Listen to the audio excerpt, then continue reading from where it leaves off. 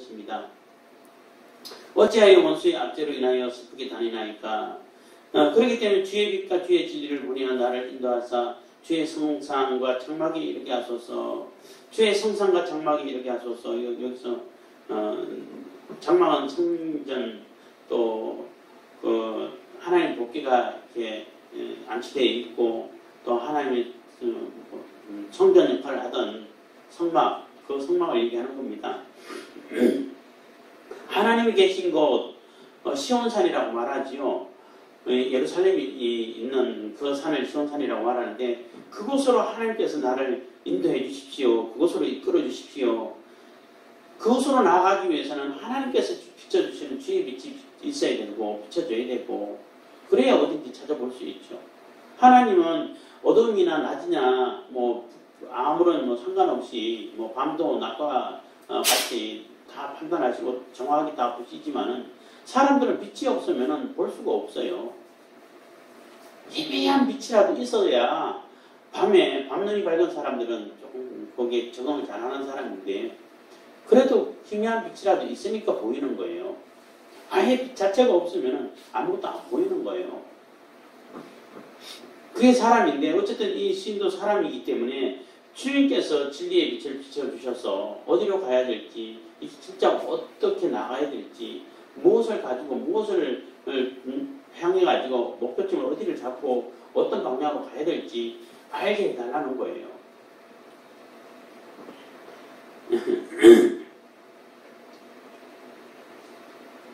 우리가 목표점을 정확하게 정하지 못하고 또 어디가 무엇이 있는지 알지 못할 때 제가 이런 생각을 잠깐 해봤어요. 저기 지평선 너머에 뭐가 있을까 하고 생각하면은, 지평선 너머에서 뭔가 있기를 궁금하고 알고 싶으면은 어떻게 해? 가봐야 돼요. 가야 그 지평선 넘어서 거기에 뭐가 있었구나 라고 말을 그게 알게 되고 보이게 되는데, 저거 지평선 넘어 있는 거 내가 볼 때까지 나는 여기서 기다릴 거야 하면은 안 보여요. 가야 보이는 거예요. 어쨌든 하는 주의 빛을 비추어 주시는 대로, 주의 진리의 말씀대로 그 말씀 따라가지고 내가 가야 된다는 거죠. 그 말씀을 붙들고 일단 발걸음 옮겨가게 되면은 가다 보니까 이게 여기가 여기였구나, 이게 진짜 길이었구나, 이게 판단이 된다는 거죠. 그래서 모든 판단의 기준이 바로 주님의 빛이고 주의 진리라는 것은 하나님 말씀이라는 거예요. 하나님 말씀을 중심으로 가지고 판단을 해야 판단이 되는 것이지, 그렇지 않으면 오늘은 판단이 안 돼. 근데 요즘 가장 큰 문제가 뭐냐면은 이념 논쟁, 사상 논쟁할 때 뭐가 가장 큰 문제냐 하면은 내 이념 가지고 성경을 이렇게 편집하려고 그런다니까. 내 어떤 사상 가지고 페미 사상이고 풍수의 사상이고 현도 사상, 이런 사상 가지고, 사회주의 사상 가지고 성경을 다시 읽어야 되는데, 그러면 성경이 당연히 왜곡되죠. 그래서 다 뜯어고쳐야 되고, 또 하나님을 그 남성으로 표현되니까 어떻게 하나님 남성이냐 여성으로 해가지고, 우리는 읽을 때는 여성으로 읽자 이런 운동도 막 벌어지고, 그러면 그게 성경이 되겠냐고. 적어놓은 대로 읽어야지. 그 성경인데, 성경을 가지고 내 사상을 검증을 해야 된다는 거예요. 사상을 검증하고 이거는 성경이 위배되고 성경이 옳지 않아. 동성애 얘기 저것도 하는데, 동성애는 성경에서 이거 하나님께서 진노하시는 거야. 하나님 창조 질서를, 이거는 창조 질서를 파괴하는 거야. 그럼 그거 하면 안 되겠네? 이렇게 중심을 잡아야 이게 되는 것이지, 요즘 성소수자, 다 이 평등 사상 있는데, 그 사상을 가지고 성경을 읽으면은, 성경이 당연히 왜곡될 수밖에 없죠. 자기 필요한 구절만 딱 따가지고, 뭔가를 다시, 다른 뭔가를 만들 수밖에 없게 되는 거죠. 그러면 왜곡되는 거예요. 그러면 그건 성경이라고 말할 수 없게 되는 거예요. 성경을 아무리 인용을 해도 성경 말씀이 안 될 수밖에 없어요. 예수님을 사탄이 시험할 때 사탄도 성경 말씀을 읽는 게 가지고 예수님을 시험을 했어요. 시험을 했다고. 성경에 봐라. 네가 뛰어내리면은 뭐 돌에 부딪히지 않도록 한다고 성경에 나와 있지 않냐. 그러니까 뛰어내려봐. 네가 하나님 아들이라면은. 그러면 천사들이 와서 딱 잡아줄 거 아니야. 이렇게 이용을 한다는 거죠. 근데 그 시편을 한번 읽어보세요. 그 얘기인가? 돌에 부딪혀 넘어지지 않게 해준다는 얘기는 네가 하나님 말씀 붙들고 하나님 말씀 다 한다면은 그 장애물들이 돌에 부딪혀가지고 넘어가지고 완전히 그냥 절망에 빠지는 그런 상황이 없도록 하나님께서 붙잡아 주셔가지고 그 말씀대로 나아갈 수 있도록 해준다는 그런 말씀인데 교묘하게 그렇게 쓴다고.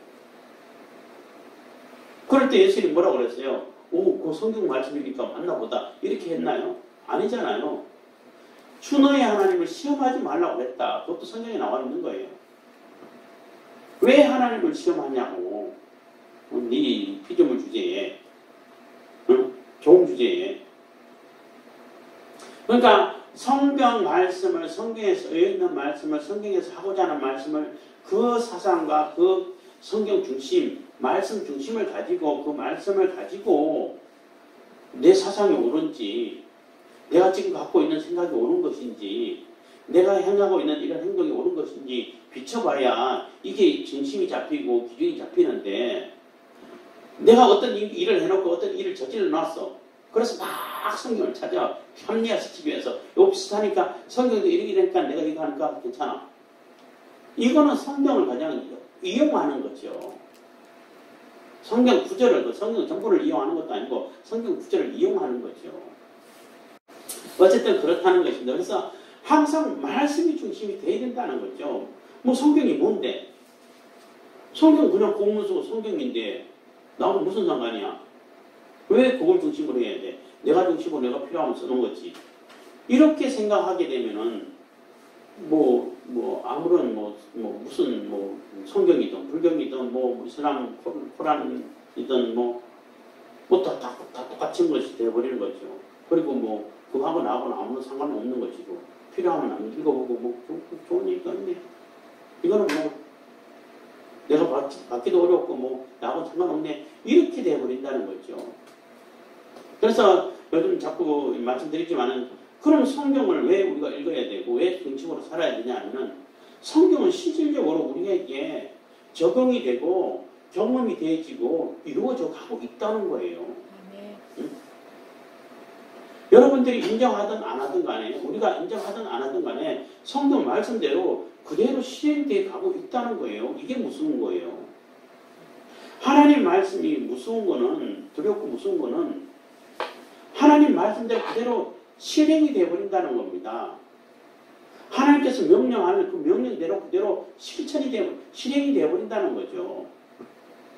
그럼 그 명령을 거역하고 그 명령을 맞서가지고 뒤집고 할 수 있는 존재가 있냐 하면 없다는 거죠. 그런 존재가 있으면 그게 더 센 존재죠. 그게 더 하나님이죠.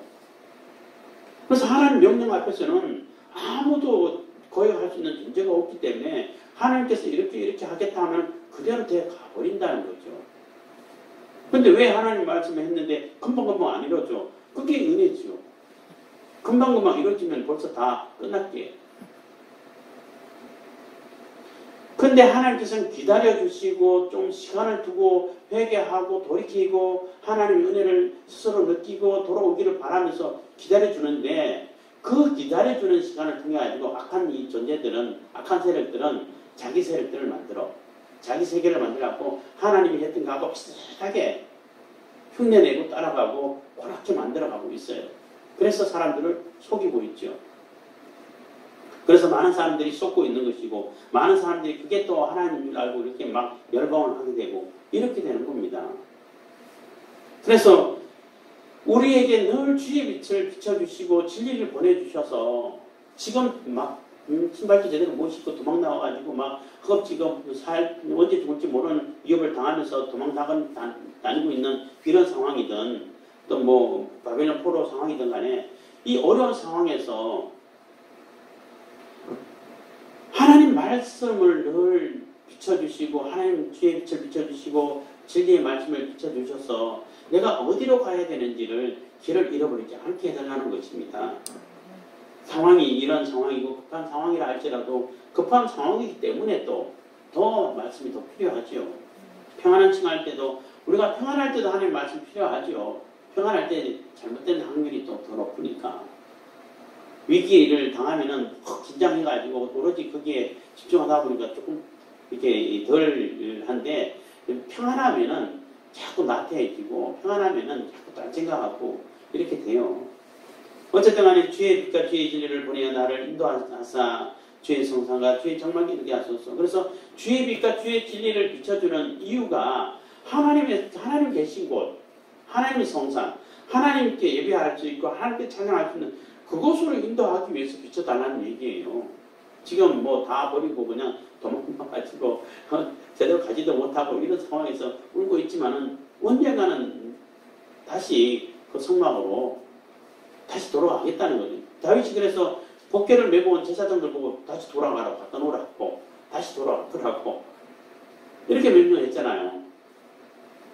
그래서 그 성산으로 성산 하나님 계신 그 성산으로 장막으로 인도해 가기 위해서 주의 빛과 주의 진리를 보내어 주십시오. 비춰주십시오.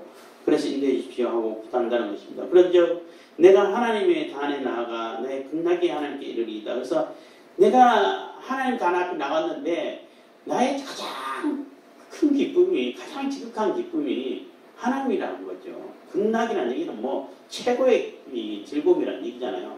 나의 최고의 기쁨과 즐거움이 하나님이십니다. 라는 고백인 거예요.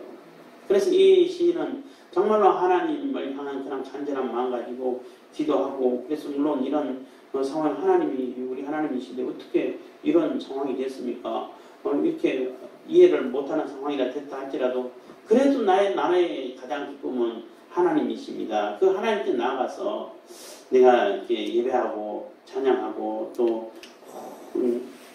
수금으로 찬양하고 하겠습니다. 라고 이렇게 다짐하는 거예요. 그래서 하나님께 나아가고 싶은 마음이 얼마나 간절한지 바벨론 포로 당한 그 이스라엘 백성들도 간절했죠. 그전에는 예배하는 것이 그렇게 소중한지도 몰랐고 뭐 그렇게 하나보다 했는데 막상 포로를 잡혀가지고 노예 생활을 하다 보니까 얼마나 귀한지 그래서 그때서 울면서 예배하다가 근데 그거 하는 모습이 너무 뭐 잘하고 좋으니까 내가 시간 줄 테니까 한번 노래 안 불러봐. 안 한다는 거예요. 이건 하나님께 드리는 이 노래고 하나님께 드리는 찬양이지 당신들 즐거우라고 하는 게 아니에요. 그래서 수금을 그들나무에 걸어버렸다고 안 한다고 그냥 일하겠다고 그 심정하고 똑같은 거예요. 그래서 내가 정말로 최고의 기쁨이 되는 나의 하나님을 만나고 하나님을 찬양하고 하나님 뜻을 이루고 하나님 뜻을 이루기 위해서 내가 뭔가를 준비해가고 이게 최고의 기쁨이 된다는 거예요. 물론 이게 준비하고 이게 내가 그것을 이루어가는 과정에 있어서 이끌어가는 전문가 되기까지 이끌어가는 과정이 어렵고 힘들지만 그래도 내가 하나님께 쓰임받기 위해서 하나님 나라를 세워가는데 한 보탬이 되기 위해서 하나님 찬양하는데 내가 쓰임받기 위해서 뭔가를 준비해야 한다. 이런 마음을 하게 되면은 좀 힘들어도 기쁘게 할 수 있어요. 이거 해야 돼. 수학 문제 안 풀어도 또 관심을 가지게 된다고. 오늘 저희랑 대화를 하면서 얘기했던 얘기입니다만은 기초가 준비돼야 내가 어느 시점에 가서 내가 하고 싶은 것을 할 수 있게 돼요. 이거는 어쩔 수 없어요. 인간 구조가 그렇게 돼 있어요. 이거는 한국이든 미국이든 똑같아요. 기초가 안 쌓여 있으면은 내가 이거 하고 싶은데 했는데 못 하게 된다는 거죠. 근데 그때 가지고 하게 되면은 이미 시간이 많이 흘렀고 많이 뇌도 많이 있게 덜 활성화되어 있고 하기 때문에 너무너무 힘들게 되고 거의 하기가 어려워져요.